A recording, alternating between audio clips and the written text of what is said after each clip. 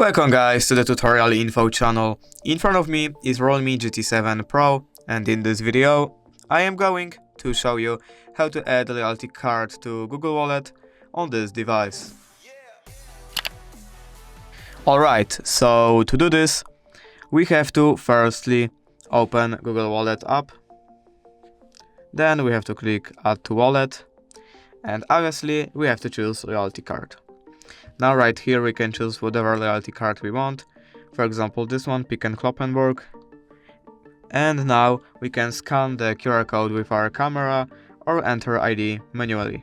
When we do this, we have to just click Add to Wallet, and that's how we add a loyalty card to Google Wallet. If you did enjoy this video, leave a like and subscribe. Thank you guys for watching. Bye!